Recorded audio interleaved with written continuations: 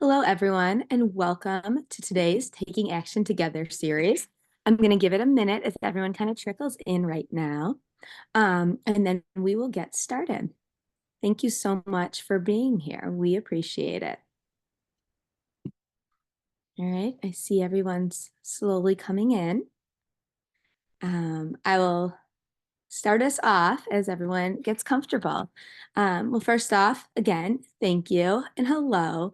We so appreciate you being with us today for the next program in our Taking Action Together series. My name is Carly Morris, and I am an education specialist with the Alabama Holocaust Education Center. I must start by saying a huge thank you to Larry and Cinda Goldberg, Jeffrey and Gail Bayer, Ronnie, and Donald Hess for their incredible sponsorship of this program. We have many partners who have helped us spread the word that are listed on our website. A few quick housekeeping items. We will be saving time at the end of the presentation so our speaker can answer your questions. At the bottom of the screen, you will see a Q&A button. Please click on the button to submit your questions. This program is being recorded, and we hope you will share it with friends who are not able to attend today. We are happy to provide these events at no cost. If you enjoyed today's program, we would greatly appreciate a donation of any size that will enable us to continue providing this important content. You can visit our website to easily make a gift, and we will put a link in the chat. I could not be more excited to introduce you to Trisha Prabhu. In this program today, Trisha will break down the most pressing digital harms today's youth face, including anti-Semitism, racism, and Islamophobia. She'll help us understand how hate spreads online, what motivates it, and how we can curb it. Trisha is the 23-year-old inventor and founder and CEO of ReThink, a patented app that stops cyberbullying before the damage is done. The ReThink app detects offensive content and gives youth a chance to rethink sending it, stopping cyberbullying before it happens. Today, in collaboration with schools and educational organizations, ReThink's technology, educational materials, and anti-cyberbullying advocacy has been shared with youth worldwide. The app is also now available in 8 international languages on the Google Play Store, where it was also named one of Google Play's most innovative apps. For her work with ReThink, Trisha is the humble recipient of many awards, among them the WebMD Health Hero Prodigy Award and the Princess Diana International Anti-Bullying Award. Trisha has also made waves as a contestant on ABC's Shark Tank and as the winner of Harvard University's President's Innovation Challenge and the Elevate Prize. Trisha is a TED speaker and has delivered 100 plus talks in 30 cities about the power of rethinking. Her debut book, Rethink the Internet, the world's first ever by youth for youth guide to the internet, was released in May 2022 from Penguin Random House. Trisha is a summa cum laude graduate of Harvard University. She is now pursuing her postgraduate study at the University of Oxford as a United States Rhodes Scholar. Our goal in holding these programs is to provide you all with at least one thing you can take away and put into direct action. After hearing today's program, I'm confident you will find at least one thing that you can do. Please join me in welcoming Trisha. Thank you so much, Carly, for that very kind introduction. And hello, everyone. I hope you're all doing well and having a good start to June. I can't believe we're already into the summer. I'm so honored and thrilled to be able to join you all and to be a part of this. A big thanks to the Alabama Holocaust Education Center for thinking of me. As Carly mentioned in that very kind introduction, my name is Trisha Prabhu, and I am the founder and CEO of ReThink, a global movement with the mission of tackling cyberbullying. And I'm here today to share a little bit about my work, to share a little bit about online harassment and internet hate, and hopefully give you all some tips and tricks on how it is that we can confront and tackle online harassment to make the digital world the place that we want it to be, full of humanity, not hatred. Let me go ahead and share my screen. Can I just get a thumbs up if folks are able to see my screen? That would be really helpful just to know. Seen slides? Perfect. Awesome. Wonderful. Well, let's go ahead and get into it. So for today's agenda, I'm hoping to kind of move through 4 kind of segments of content. Hope to start by talking a little bit about cyberbullying. So what is cyberbullying? Who is it affecting? In what ways? Then talk a little bit about my journey into this work. What inspired me to do this work? Why am I here, on the Zoom call, on the screen in front of you all now? Then talk a little bit, practically and substantively about how it is that we can tackle online hate. And here I have some advice for young people. I also have some advice for parents. So, some different perspectives there. And then end with some tips on how we can all live healthier digital lives. And I'll be pulling some lessons from my book, Rethink the Internet, which Carly mentioned. And then at the end, as was mentioned, we'll have some Q&A. So definitely welcome your questions. So let's go ahead and dig in. Let's talk about cyberbullying. So stopbullying.gov, which is a resource of the US government, defines cyberbullying as such. It says cyberbullying is bullying that takes place over digital devices like cell phones, computers, or tablets. And I find that this definition is helpful in some ways, right? Because it allows us to begin to conceptualize what it is that we're talking about when we think about a phenomenon like cyberbullying or online harassment. It is the hate that many people unfortunately experience in person translated to the digital environment. But I also feel like this definition is lacking because it doesn't highlight the ways that cyberbullying is very different from in-person bullying. And in particular, there are two characteristics that I think really distinguish online harassment and online hate from in-person bullying. The first is that in the digital world, cyberbullying is often 24/7. Right? We think back to, even a couple decades ago, before the advent of the digital age, if a young person, for instance, was experiencing bullying in school, they could go home at the end of the school day and they had a safe place. Today, with young people spending hours, 5 to 6 hours a day on social media, there is no reprieve, right, from digital harassment when it happens. So it really is 24/7, and that, of course, exacerbates the harm that is caused. The other key distinction is that a lot of cyberbullying today is anonymous. Again, with in-person bullying, there's a very clear perpetrator, right? There's someone you can identify to say this is the person causing the harm. With online harassment today, unfortunately, in so many instances, I've worked with so many young people, so many parent survivors in nearly the decade that I've been doing this work. And the most heartbreaking thing is when they have no idea who is perpetrating the harassment. And so that is another really important way that cyberbullying is so different from in-person bullying, and why, we're going to spend an hour talking about it, because it really is an important issue, and it does fundamentally, because of these distinctions and for other reasons that we're going to get into, affect young people in a way that is completely different. So how does cyberbullying affect youth today, at least here in the US? What do we know about online hate, harassment, online harms? What's happening? I think it's helpful to start with some statistics. I think it just gives you a sense, right, of the magnitude of the issue, but also the nuances. And apologies, I'm coming off the flu, so I may cough now and then, and I apologize for that. So I think this statistic is always shocking to me. 46%, that's nearly half of US youth today, aged 13 to 17, have been cyberbullied in some way. And I think that really exemplifies, right, that online harassment has, in many ways, I like to say, become a silent pandemic for young people. We also have a problem where this number doesn't tell the whole story, because there are certain groups and communities that are harassed more. Those are, historically marginalized communities, like communities of color, the LGBTQIA community, and religious minorities. Those groups tend to be harassed more, and often because of their identity. Right? So, the LGBTQIA community, for instance, are 3 times as likely to be targeted relative to other youth. Black youth are 2 times as likely to be targeted relative to other youth. And we see it again, too, with religious minorities, whether it's Jewish communities, Muslim communities, they face disproportionate harassment, and it is often because of who they are, because of their identity. And so those nuances are really important as we, start to get a sense of this problem and how it's affecting people. And then this I always include because I think it's interesting, and especially for maybe parents or adults, this can sometimes be counterintuitive. Teen women are actually the most common targets and the most common perpetrators of, youth-based online harassment today. So that it's nothing against teen women. I was a teen woman once. But I think it's interesting to start to get a sense of the shape of this issue and where it may be manifesting.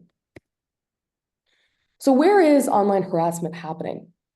Across all social media, and we see young people report harms consistently across the board, but according to the latest survey research, Instagram is where most US youth report being harassed. And in fact, the latest congressional investigation into Meta found that young people were, I believe it was 100 times more likely to experience cyber harassment in 1 week than Meta publicly claims they do in a year. Right? So clearly there is some discrepancy in perspective on the extent of this issue. What do we lose? Why does this matter?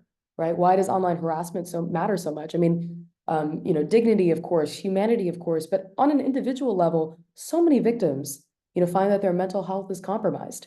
And this is when we're already living in an age in which we're suffering, right, in a youth mental health crisis.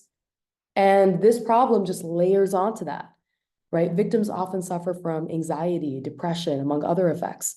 In extreme cases, self-harm. And the problem's not going away because 95% of teens in the US are online.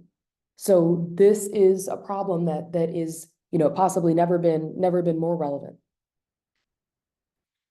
So I think it's helpful, whether you're a young person who has seen or experienced or heard from a friend about online hate, or you're a parent or adult, just trying to get a sense of the landscape, I think it's helpful to have the vocabulary and the framework to identify different types of online hate. And these are some key types of online hate that I wanted to point out for y'all today. The first is group harassment. So this has become extremely popular, and this is also often a form of harassment that's used to target members of certain identity groups, right? So again, people of color, historically marginalized communities, religious minorities, young people will create group chats that specifically target one person or one, component of their identity. And a lot of people will just maybe add the person to the chat, say a bunch of mean things, take the person out of the chat, but the chat kind of becomes, in effect, right, this kind of group, this mob that is, projecting hate onto, another person, often a sole victim. And it can become a really vicious way to target other people. The other thing that we've seen very recently in the last 5 years is harassment of women has just skyrocketed in the digital world. Women are targeted with vulgar and sexual comments, particularly in the gaming space. There have been some really scary stories. Female journalists, female, women who are holding, important positions in life, in a public life, will often report just unprecedented harassment relative to their male colleagues. So this is a huge problem as well. And then image and video-based harassment. This is, I would say, one of the most emerging and most critical forms of online hate to understand. And I think any young people on the call will immediately resonate with this. You think about the most popular social media for us today, right? TikTok, Instagram, Snapchat. What do these platforms have in common? They're image and video based, right? And so you have, now a lot of offensive memes. You have often online sexual harassment. And this is a growing problem. Right. So these are I think this is a good framework with which to at least to start, right, to identify certain types of hate when you see it. Some other forms of online harm that I think are really important to highlight that aren't necessarily cyberbullying per se, but I think are part of the broader environment, right, of digital harms. And so it's helpful to understand. The first is AI deepfakes. So I'm sure, you've heard a lot about AI in the last 2 years, maybe too much about AI. But AI is, a very real technological phenomena. It's going to dramatically influence the way that we live our lives. And, in addition to, helping us, possibly come up with a bunch of ideas for vacation or, help us condense an email or summarize a long book, it is also, unfortunately, being used to automate harassment. Because now you can use AI to come up with 50 insults in 5 seconds. It's also being used, the image technology in particular, is being used to generate false, often sexualized images of young women. The stories I have heard in the last year across the US of non-consensual deepfakes of young women has just been really startling and really, really disappointing. And, I'm sure, if there are young people on the call, this is maybe something that they've heard about too, maybe, seen or witnessed. And it's really scary, right? Because we as young people should never be subjected to the fear that something like that might happen to us. So this is definitely an emerging and key form of online harm. There's also your feed. And, if we were in person, I would kind of at this moment ask, the young people in the room just to share whether it feels like, just put their hand up if they feel like their algorithm knows what they're thinking before they're thinking it. And normally when I do that, whether it's, late elementary school, middle school, or high school, when I'm speaking with young people, everyone's hands go up because, social media feeds have become so precise and so accurate in determining, not only what it is that we're thinking now, but what we might be thinking, what we might be interested, what might keep us on the platform for longer. And sadly, what they have found is that, content that keeps people on for longer is shocking content. And so for younger people, that means pushing, eating disorder content, self-harm content into young people's feeds. And so that is, of course, then, another source of harm that's deeply disconcerting. So that's, another form of harm. And then mis and disinformation. This has always been a problem with the internet, but with the advent of AI, it is just at another level now, right? We have AI generated content taking over Amazon reviews, right? You can't trust your Amazon reviews anymore. You have AI generated content replacing authentic human content that's, reporting on the news and sometimes including hallucinations. Hallucinations, by the way, if you've heard that term about AI, put very simply, it refers to when an AI model does not have enough data about something that it has been prompted to provide information on. And so because it doesn't have a pattern to draw on, it doesn't know, what to predict, it just throws something out there that's usually completely wrong. But it does so very confidently. It won't tell you, I don't know. It will just very happily throw that false information out at you with no warning. And so that, of course, particularly for young people, we grew up in the digital world. And I'm sure, any young people on the call will resonate with this.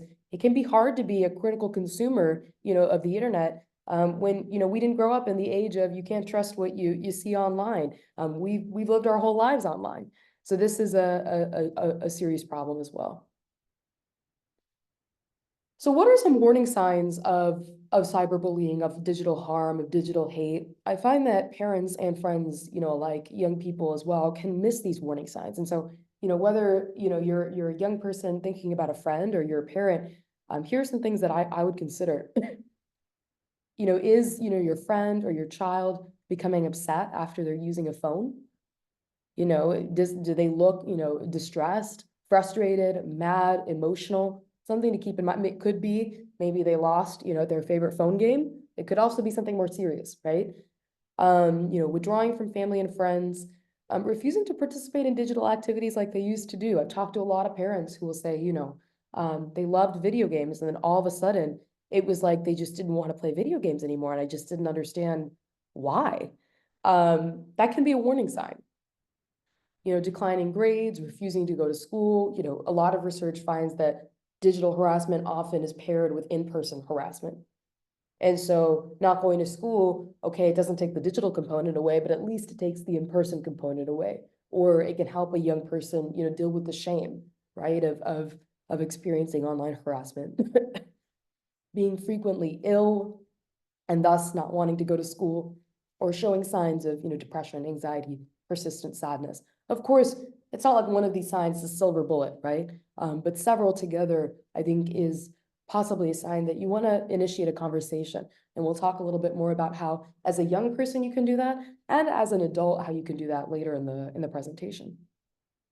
Okay, so I think at this point we have a really good sense of the issue at hand, hopefully, at least a good introduction to the issue. I want to kind of take a step back from talking about cyberbullying, online hate, and I want to talk a little bit about me for a second, because you might be wondering, at this point, okay, that's all well and good, Trisha, thank you for that information, but, why are you the one delivering it? What brought you into this space, and what made you, a passionate anti-hate activist? For me, my journey into this space started as a young person growing up in the suburbs of Chicago. So that's me. I think at maybe 4 or 5 years old. And I like the picture because I think it demonstrates how quirky I was as a kid. I was always, a little different. But I had a lovely childhood, daughter of immigrants from India, growing up in Chicago.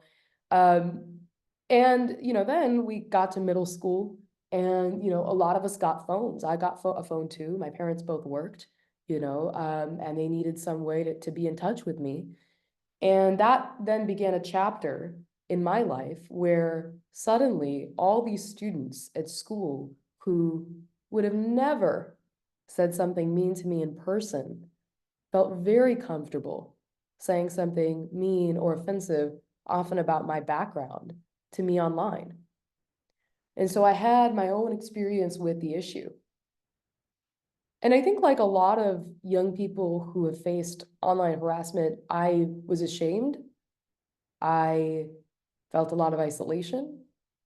And for a very long time, I just kind of wanted to forget. I wanted to forget that this had ever happened. And I didn't want to talk about it. I didn't tell anyone about it.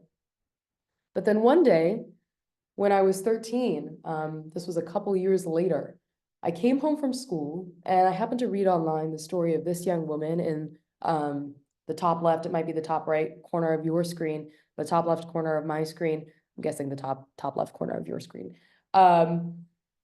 who had been cyberbullied for over a year and a half. She was just 12 years old, and she had received, just some of the worst messages I had ever seen. The world would be a better place without you. You should drink bleach and die. You are so ugly, and on and on. And just reading the story, it was shocking.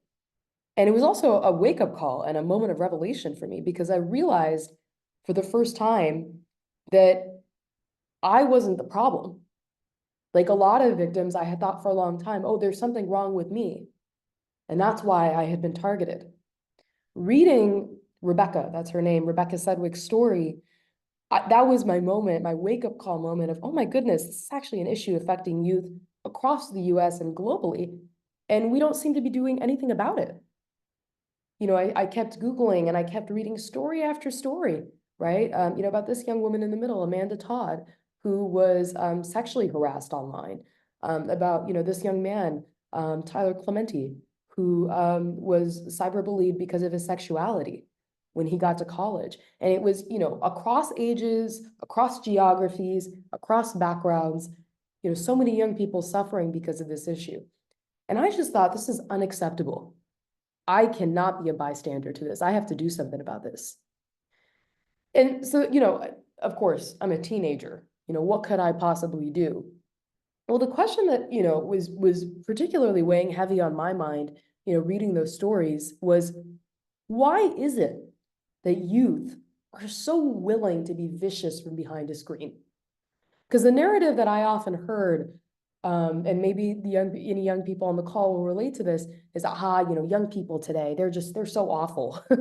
That's what it is.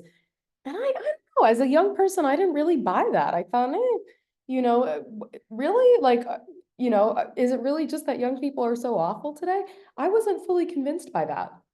And so I started to do some research. I went to the local library, I had my laptop, I had my books, and I was trying to understand how young people think, how the brain develops, what that, human digital experience interaction is like.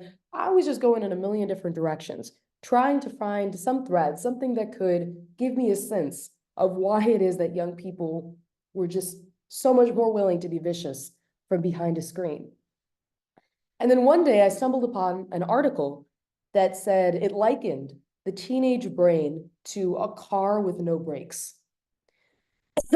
And it talked about, and I hadn't known this before I read this article, it talked about the fact that the human brain, when we're born, the first part of the brain to develop is actually back here, back part of your brain. And this controls visual skills. And then, as you get older and older, more and more of your brain develops from the back to the front. By the time you're 13, about 90% of your brain is developed. But this front part, the prefrontal cortex, this last 10% is not fully developed. And that last 10% takes another 13 years to get to the finish line. And the reason why is because the prefrontal cortex controls some very important complex skills. And those skills are decision making and impulse control. Right? It's the reason why a lot of teenagers, a lot of young people, right, will often, I'm sure if there are any young people on the call, you'll relate to this, right? This feeling of sometimes you do something and then you're just like, ugh, what was I thinking? Was I even thinking?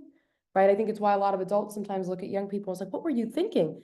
And, for young people, our brains are not actually fully developed to think through the consequences of our actions.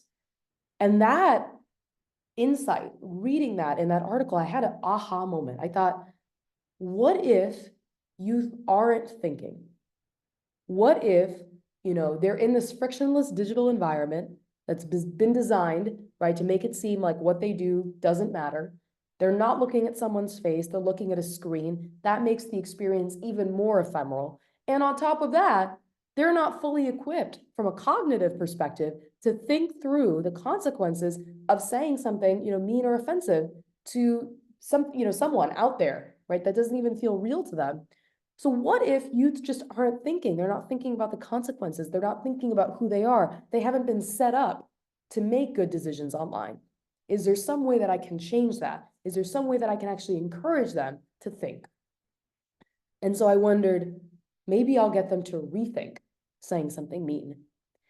And that is how the ReThink concept and later the ReThink technology was born. So today, ReThink is a technology, as was described in the introduction, that proactively detects offensive content and cyberbullying, and then in the moment, as the user is typing, encourages the user to stop, pause, review, and rethink. Whoa, would you like to pause, review, and rethink before typing that? And, of course, as a young person, I was pretty skeptical. I thought, is this actually going to work with young people? I ended up conducting some research that was later celebrated by Google and MIT, all these great institutions. And what did I find? But 93% of the time, teens aged 13 to 18 change their mind when they get a chance to rethink. They will at least reword their statement, if not put it out there at all. Right? So this incredibly simple idea of giving young people the breaks, right? The breaks that their brain, maybe don't have, was actually a very powerful way to curb online hate and give young people the opportunity to be the best version of themselves online. And so, it started as an idea, then it became a technology, and today I'd like to say it's become a movement. I've been really blessed and privileged over the years, to be able to share about the concept and our work on the TED stage, at the White House. There I am with my childhood hero, Bill Nye, even on ABC's Shark Tank. And I put this slide in here not to brag, but, more for the young people that are on the call to say that, there's immense power in youth, using our voices to be upstanders, right? Not bystanders to the problems that we see, including and especially hate. Because I was not, a genius kid. I didn't have a fancy lab coat or Albert Einstein hair. I was just deeply passionate about making an impact, and I was willing to put my voice out there. So I share that story and I share, these outcomes because I don't think that I'm the only one. I think, we can create a movement of young people who are committed to tackling hate. Okay, so that was a lot about me. We've talked, I think, maybe too much about me. Let's go ahead and kind of return to the issue. So we've talked about what cyberbullying is, who it's affecting, how it's affecting them. What tangibly, as a young person or a parent, can you do if you're being harassed, your friend is being harassed, your child is being harassed? How do you take action? If you are being harassed online, to any young people who are watching, I would say the best thing you can do, as scary as it can seem, is reaching out for help. And I emphasize this point because research finds that 90% of victims of cyberbullying choose not to share their experience with an adult. It's often because there's a lot of shame around the experience, because, some young people fear they'll get in trouble. Maybe, they think they're somehow partially responsible for the situation. But reaching out for help is, without question, the best course of action. And maybe it's not a parent, right? Maybe you turn to a teacher first, or to a therapist, or any trusted adult. But when you reach out for help, you set yourself up for success, to take on the problem and to not let it control your life, because no one deserves to live with harassment. Young people can also seek help from these national resources. I find that a lot of young people don't know about these resources. These are phenomenal resources, and that's why I really like to emphasize them. Crisis Text Line provides free counseling 24/7. You don't have to be in crisis. You can be struggling with something challenging. You can be wanting to talk about, maybe a negative digital experience. Text START to the number, and you can get free help. The Trevor Project also has some phenomenal resources, particularly for LGBTQIA youth. So that's another great resource. StopBullying.gov has some great resources. And then one thing I just emphasize to young people and to parents is, as a minor, you're also entitled to certain protections, right? So if you're under 18 and you are, for instance, being physically threatened online, you can reach out to law enforcement, right? You can call 911, and there are certain things that you're entitled to in that circumstance. So maybe you want to go to a parent first, right? And then maybe the both of you, right? And this is, again, why talking to an adult is so powerful, because it opens up so many more doors and opportunities to take on the problem, right? But, calling 911 or reaching out to law enforcement is an option. So something, I often hear from young people is, Trisha, I'm not the one that's being harassed online. It's my friend that's being cyberbullied. Or maybe it's my friend that's doing the bullying.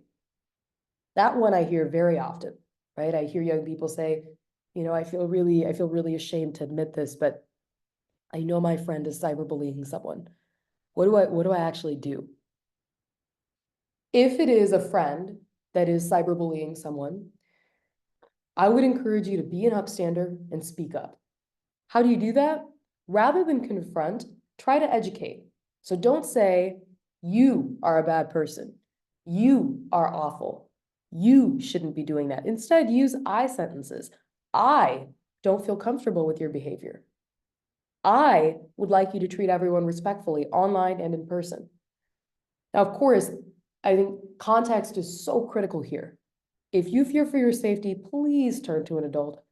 And maybe you think you're protecting your friend by keeping their secret about what's happening to them in the digital world. Trust me, they will thank you later when they've gotten the support that they need and deserve. So always turn to an adult when in doubt. The other thing I often try to emphasize to young people, about cyberbullies and people who perpetrate hate is a lot of cyberbullies, research find, are former victims. They're people who have been cyberbullied or bullied themselves, who have very low self-esteem, who are struggling with a number of issues. And a lot of young people have told me how transformative it's been to actually go to that person and say, be kind to them and say, what's going on? This isn't you. Do you need help? How can I help you? And that moment of someone coming to them and saying, hey, I know you're better than this, and I want you to aspire to better, and I want to help you in aspiring to better. That's actually incredibly powerful. So this is another way that you can help. And then, if it's a friend that's being cyberbullied, I think you want to check in with them, chat about feelings, remind your friends how worthy and important they are, and to the extent possible, always encourage them to reach out for help. If you're afraid for them, take that step and reach out for help yourself. You're going to be doing them a huge favor. I don't know if we have any parents on the call, but just on the off chance that we do have any parents on the call, I did want to just very briefly talk about how you can talk with your child about their digital experiences. When I talk with young people about quote unquote tech talk, they'll often say that their biggest grievance is that their parents only talk to them about technology and the internet when they're in trouble. right? When something has already gone wrong, right? Or it's awkward and it feels contrived. And so what we want to do as a, as a parent, ideally, is get around that and, get to something different. So what I recommend is, if you are wanting to have those conversations with your child, which I would say you should be, I would say be proactive about these conversations. So ideally begin the conversations well before your child gets a phone, right? So elementary school, right? When they're starting to experience some digital technology in the classroom normally, that's a really great opportunity to start introducing ideas, concepts, to start getting a sense of how they're seeing these technologies. What are the pros that they're seeing? What are the potential harms that they're experiencing, right? So start as early as you can. A really great practice that I've seen with families that young people seem to like, families seem to like, because it just creates predictability, is a weekly sync about tech use. It creates a dedicated space for conversation. It holds everyone in the family accountable, including parents, and it's routine, right? And this is just a really great way to make sure that this is not something that falls to the waysides. And as a parent, I'd say you want to be calm and curious, not inquisitive. Yes, there's a lot of scary and dangerous stuff out there on the internet, but approaching your relationship with your child with respect to technology from an inquisitive place is not going to give them faith that they should open up to you and they should talk to you, right? So calm and curious is key. What do you want to talk about? Values and expectations, responsibility, right? A phone comes with power and responsibility, trust, right? Reminding your child that you trust them. Again, this is really key to helping your child know that they can come to you if something goes wrong. And then I would say this is the biggest, suggestion I would give with respect to the what is get into the scary stuff. A lot of parents don't want to talk about the taboo topics because, they just, it's a little uncomfortable. It's uncomfortable for you. It's uncomfortable for your child. But when you do that, you do two things. One, you demonstrate expertise. It makes you legitimate in that conversation. So many young people, I cannot tell you how many young people, and maybe young people on the call will resonate with this. So many young people have told me, the reason I didn't tell my parent about XYZ problem was because I didn't even think they knew what it was, right? They have no clue. When you talk about this stuff, now all of a sudden your child knows, okay, they're an expert. They know, so I can come to them. And it's a really great way to give your child a framework for the scary stuff if and when it pops up. Because when something scary does pop up for your child, especially given that cognitive development, rational thinking is not usually what happens. Fearful thinking is what happens. And fearful thinking is sometimes not the best decision making, right? So you give them a framework, they can latch onto that, right?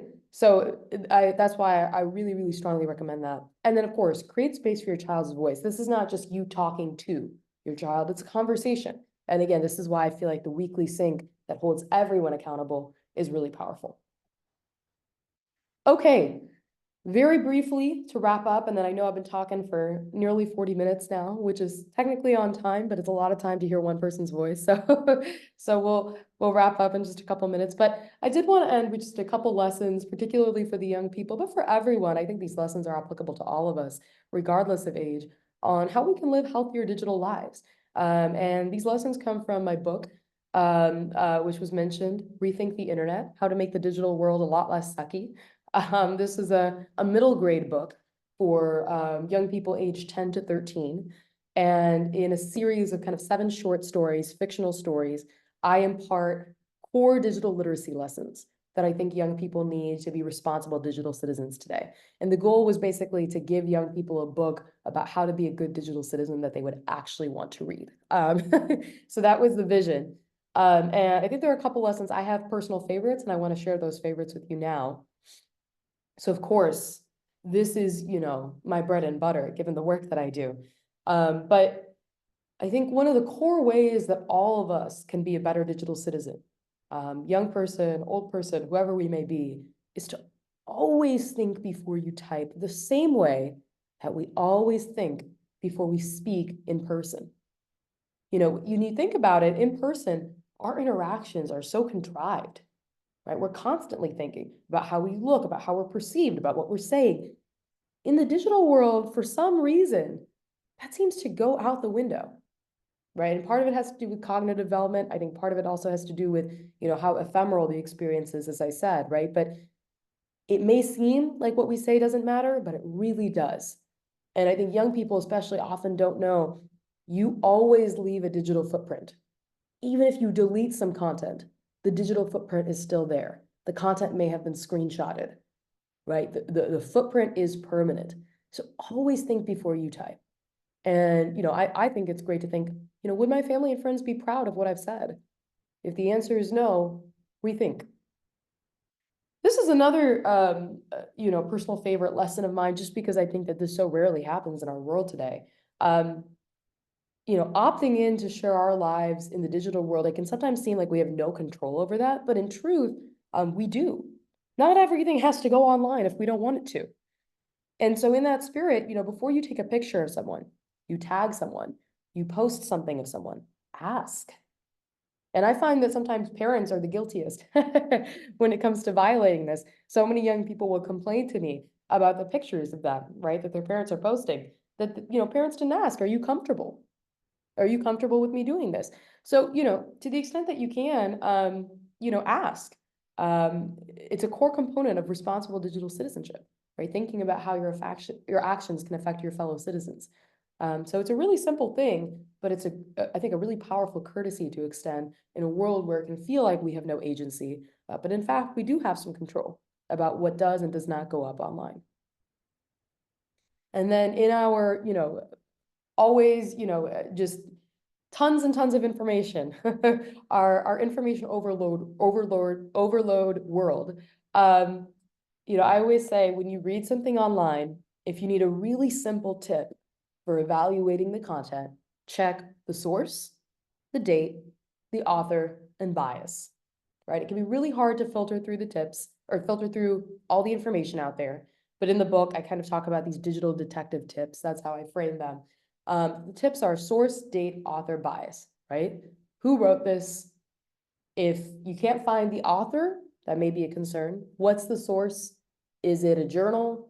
Is it, a reputable news source? Is it, someone's blog? Nothing wrong if it's someone's blog, but it's just important to keep that context in mind, right? When you're evaluating the content. When was the piece written? Was it written 3 years ago, 30 years ago, 3 days ago? Probably going to influence how accurate the information is. And then is it very biased, right?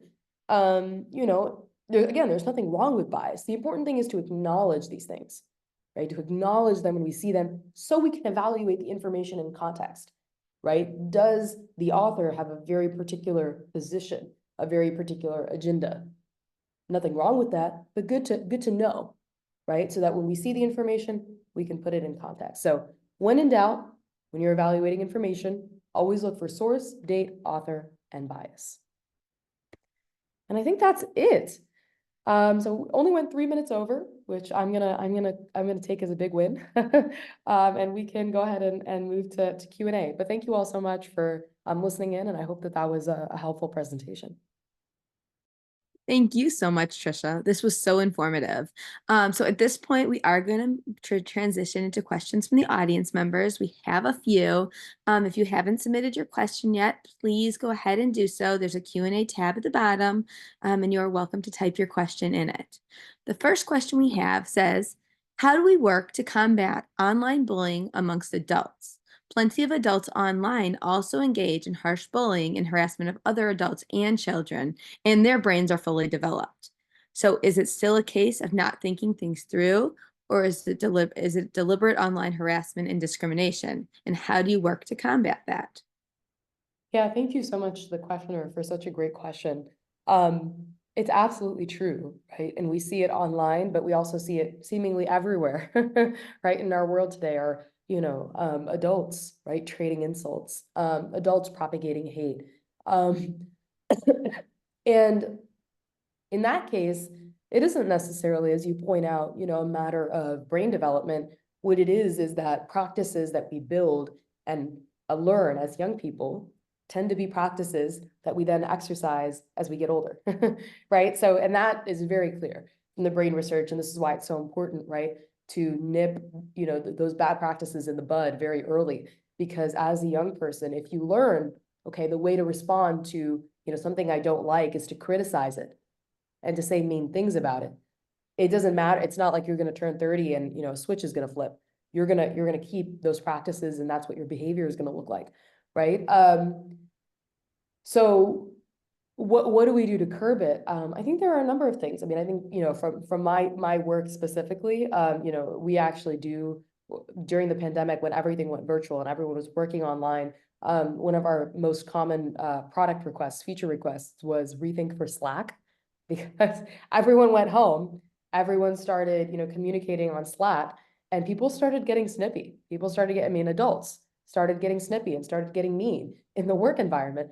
So, we are developing technology for, we have Rethink for Slack coming out pretty soon in response to that. So I think that that's one solution. But I think another is we need to have conversations about the types of behavior that are and are not acceptable, and what kind of standards we hold, adult communication to. Because sometimes it seems like young people are held to a bar that adults are not held to, right? It's like young people have to behave in this way, but adults, because they're adults, can say or do whatever, even though they're modeling, right, really important behavior that young people then absorb. So I think we need to have a conversation about what whether you're an adult or a young person is and is not appropriate to say. And then I think we also need structural change, right? And this, I've talked, a lot in this presentation about individual change, because that's what this program is about, taking action.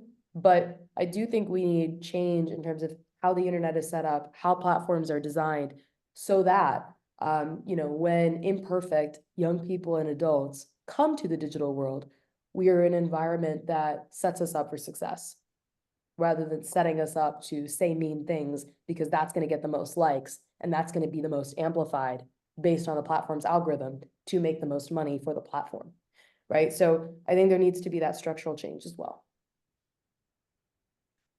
Thank you very much. We have a question about your background on developing the Rethink app. What was your process for creating it? Yes, that's a great question. So believe it or not, I'm a technologist by training. And so, of course, I saw a problem that technology had created, and I thought, let me create a technology to address it. And in my case, when I first came up with the idea, the initial MVP, the initial prototype I built, was very simple. And then, when I did that research and I found, okay, this is really effective. And suddenly I had all these people coming to me and saying, is this an actual product? I want it. I want to use it. I ended up connecting with some really phenomenal developers based in the city of Chicago. I had a wonderful incubator who were kind enough to welcome me into that community, and I worked with them for over a year and a half to build, take this idea and bring it into life, right? To make it a reality. And so it was a very arduous, kind of long process. Had to think really critically about how, for instance, you detect offensive content. So in our case, we don't necessarily just use keywords, which is very common. We use intelligent algorithms that can detect and take into account context. So to give you an example, if I'm typing something and I say, I'm from Chicago, I say, I hate this weather, Rethink will not detect that as offensive. But then if I go and I say, I hate you, even though it's the same word, hate, Rethink will detect that as offensive, right? So it's able to distinguish between those types of scenarios and take context into account. So that was something that was really important. And then since then, it's been an evolution. We've gone from just an app to a Chrome extension. We've gone from just one language, English, to 8 languages, now actually 9 languages most recently, trying to make the technology also available to international communities. I'm trying to do more global work outside of the US. So it's been a really rewarding, fruitful journey, and I've loved it. So a follow-up to that is, does the app frequently update for current slang and harsh words and new terminology? Yes, yes, it's an ongoing process. We're never done. We're never done building, is what I say. What age do you think kids should have access to phones and general social media apps? Yeah, it's a question I get a lot. It's a great question. So I mean, based on what the scientific research says and what most experts say, You want to wait until at least 13, and some experts would even say possibly 16. A lot of parents feel like 16 is just not viable. And so 13 is the age that I see that is most common. But I go to elementary schools and I give talks all the time. And, in the third grade, sometimes it's anywhere from 60 to 75% of young people already have a phone, right? So, individual circumstances can vary. And I understand that there's also a certain, level of privilege and, being able to necessarily hold off on that phone depending on your family circumstances. But one thing that you can do that I strongly recommend is to stagger. And when I say stagger, what I mean is you give your child the phone, but that doesn't mean that they get everything on the phone, right? Sometimes it's like, it seems like an all or nothing game. It's not an all or nothing game, right? They don't have to have every app. There can be certain parental controls, right, that are on the phone. You can stagger, and as they mature and it's, clear that they can handle the digital environment or things are going well, you give them more and more and more. And it's also very fair, right? It incentivizes your child to behave in a good way. It helps you kind of introduce things when it's appropriate. And from your child's perspective, right, they're slowly getting more access, which is good, rather than less, rather than giving them everything and then having to take it away, which no one likes. Just slowly introduce. The other thing that a lot of parents are doing now, which I think is really clever, is getting together in local communities and creating first phone collectives where like a group of parents in a neighborhood will agree no phone until 14. And what that does is a lot of young people, when they come to their parents and they ask for a phone, the first argument is, well, my friend has a phone and I don't have a phone. But if none of your friends have the phone is actually a lot less attractive, right? Who are you going to talk to? Right? I mean, you're not going to talk to your parents. That's not so exciting, right? And they don't have that excuse, right, to rely on. So that is a possible approach if you're looking to delay. And not only it's not, I don't think that's also working against young people. I think it's better for them, right? Because it's true, if they don't have a phone in today's digital world, they are missing out on a lot of social experience. But if all of their friends don't have phones, turns out they're not missing out on so much, right? So it's actually a really good way to delay if that's what you want to do, but also ensure that, your children aren't missing out on core experiences online. And then there's a follow-up on that asks, how do you handle children who may secretly download and use apps that you don't yet want them to use? How do you respond to that situation to keep them safe, but also build trust between you and them? And I'll add on too, as a parent who has almost a middle schooler, do you believe in installing the apps that monitor social media? Yeah. That not just rethink, but the other ones that give you reports and control it. Yeah, so I mean, with respect to the first question, I would say in that case, would I, just based on the conversations I've had with young people and with a lot of parents, what I'd probably recommend is, instead of the first immediate, how dare you, you violated the rules, I would actually take that as an opportunity to understand why. Why did they want to download that specific app? This is a good learning opportunity for you too, right? Because I think sometimes the parents like, well, it's against the rules, but why, right? Why did you want Instagram? And you can learn a lot about how your child sees digital technology. And the fact that you respond that way, it creates trust, right? Because it shows that you're creating space for their voice. And it also makes your potential, well, no, this is why not. Instead of saying, well, you're not allowed to have Instagram because I said no Instagram, which has never been compelling to any young person ever. For many, that general comeback has never been compelling, right? Instead, they say, well, I wanted Instagram because, they have it and this other person has it. And, they're all, putting on these photos and blah, blah, blah, and this and that. You can then have a conversation, right, about to what extent, you know, your child should find worth, right, in pictures of them online, right? Right. You can have right. You can actually dig into their assumptions of themselves and their digital selves. I find that parents very rarely have those conversations. And that's what leads a lot of young people, especially young women, to start seeing their self-worth in terms of likes, right? In terms of tags, in terms of stories, right? So I think you can actually do a much better job getting to the root of the problem and building trust by having a conversation to understand their motivations. And then, of course, you lay down the law. No one's saying that, you can't or shouldn't do that. But I think it's really helpful to understand, because a lot of parents just jump to assumptions as to why, right? But it's like, why? Like, why did you want to do this? And you can learn a lot about possibly what's influencing your child's perceptions of technology and the internet and where you can possibly correct, right, some of those assumptions or give your child something to think about beyond, I just don't want you to use the social media because I said so, you know? And this is also, by the way, why you want to start having those conversations early, right? Again, this is going to be so much more legitimate if you're not just talking to your child for the first time because they're in trouble. It's way more legitimate if you've been having conversations for 5 years. And they're also far less likely to break the rules, right? In that world. How do you, oh yes, and then your question, which was, yes, the monitoring apps.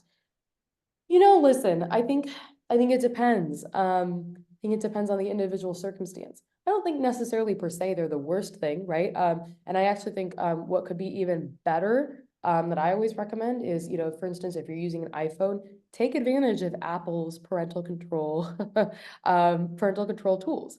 You don't necessarily have to go and install some you know, trackers and parental control technology is extremely invasive. What I really like about Apple's is it just creates hard limits, right, on what can be done, and it does send some information to you as well. But ultimately, beyond rather than just monitoring what's happening, it actually curates the experience, right? It just limits what can happen. And I think that that's better because in that world, you're not just spying. You're saying, okay, this is what I feel like I think you can do at this age. You earn my trust. We open a little bit more and a little bit more, a little bit more. And I find that model, young people are very responsive to that. It's not to say though that, you know, monitoring isn't sometimes appropriate, especially if, you know, rules have been broken many times, or, you know, what I'll say is beyond a monitoring app, what a lot of parents do, which I think is really smart, is, you know, if you're giving your child access to Instagram for the first time, get on Instagram yourself, go follow them. Right? Like go follow your kid on Instagram instead of, you know, downloading a parental monitoring app. That's a great way to, you know what I mean, right? Or, you know, sometimes when rules are broken, I've seen parents do a random check of a phone, right? Once every couple days. It's another, right? So there are lots of ways. But the reason I hesitate with the parental control apps is just because, and I think this was kind of raised in that initial question, young people are smart and we know technology really well. And I've seen young people engineer all sorts of ways around things. What always seems to stick and work is a really good conversation with your child, mutual trust, mutual respect, legitimacy with respect to the rules. If you're able to do that, you're golden. It doesn't mean that there won't ever be problems. It means that when there is some sort of, you know, punishment or some sort of laying down the law, it'll be taken seriously, you know, as opposed to this is just something I have to work around. What do you believe teachers in schools should play in teaching? Oh, I guess you would read the question. I'll give that back to No you. problem. And this will probably be our last question of the day. Actually, I'm going to go to one of our guest questions then instead. Yeah. How often parents may contact local law enforcement when their child is a victim or perpetrator of cyberbullying or online hate? Do you train police officers in the juvenile division in cyberbullying to assist parents? We do, and we actually did a big partnership with LAPD several years ago. Focused one on, you know, rolling the app out into the local community to try and minimize you know, these types of scenarios, because it's very true. Law enforcement today are dealing with this issue in a way that they have never had to deal with it before. But then also, yes, kind of giving law enforcement a picture from both young people's and parents' perspectives as to what is happening, what are people confronting, what does it look like, what does the scary stuff look like, essentially. We have also done a similar partnership here in the UK, where I'm based right now. So yeah, that's definitely something we can do. If you want to reach out to us, our website is www.rethinkwords.com. And if you just fill out a contact form and share a little bit about what you're interested in, we can get back to you, and happy to do a free workshop. At this point, we are out of time today. I want to once again thank Trisha for joining us. Your thoughtful and practical approach to combating cyberbullying has been eye-opening for all of us. We truly appreciate you taking the time to join us today. I know I have found this incredibly informative, and I'm sure our audience has too. You will be receiving a follow-up email with a link to the recording of this program. We get our best traction by word of mouth and would greatly appreciate you forwarding on the recording and schedule of programs. And if this program was valuable, your donations will help us continue this important education. We look forward to seeing you again soon. Thank you all for being with us today. We appreciate it. Thank you again, We say Trisha. thank you to Carly. Thank you, Carly. Well, we Thank you so much, appreciate you. everyone. So thank you, everybody, and we will come back again soon.